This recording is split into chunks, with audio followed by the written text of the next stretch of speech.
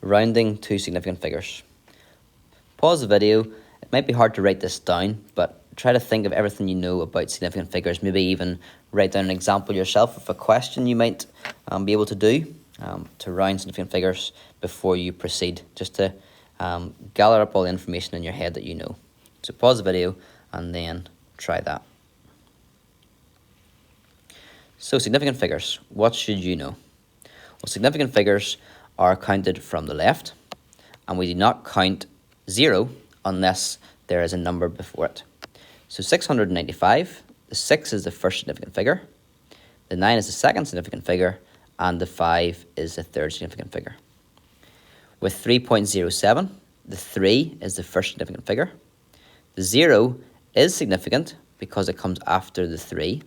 So 0 is the second significant figure, and 7 is the third significant figure. In 0.0915, any zeros at the start are not significant, so the first significant figure is 9, the second is 1, and the third is 5. You'll also see in those three examples that the first significant figure is in a different position each time. It depends on the size of the number. So the first significant figure was in the hundreds, this one it's in the units, and this one it is a hundredth. It really just depends. It always changes. So how do you round to one significant figure? What you do is you look at the second significant figure. And if it's between 5 and 9, you'll round up. And if it's 4 or below, you'll round down. So if you had 6.57, you look at the second significant figure, which is a 5, and that tells you to round up. So the 6 rounds up to a 7. If you had to round 0.0429 to one significant figure, the first significant figure is the 4. So we look at the second significant figure, which is the 2. 2 tells us to round down, so it stays as 0.04. You'll notice if you've rounded to one significant figure, you should only have one digit that's not 0 in your answer. You shouldn't have any other numbers apart from the first number, and zeros.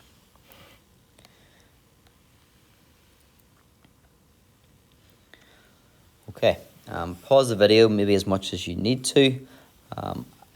You can try them all in one go, or maybe try one at a time, but keep pausing the video and try it yourself first before you listen to these solutions. Example 13, round to one significant figure. So the first significant figure is the 1, so I check the second significant figure, which is the 4. That tells me to round down, so it would round to 100. The first significant figure is in the hundreds column, so we're rounding to the nearest 100. Example 14, the first significant figure is 7, so we check the second significant figure, which is a 5, which tells me to round the 7 up to an 8. The first significant figure is in the units column, so we were rounding to the nearest unit. 15. The first significant figure is in the hundredths column. The second significant figure is in the thousandth column. It's a 7, which tells us to round the 5 up to a 6. So the first significant figure was in the hundredths column, so we rounded to the nearest hundredth, or to the second decimal place in this case.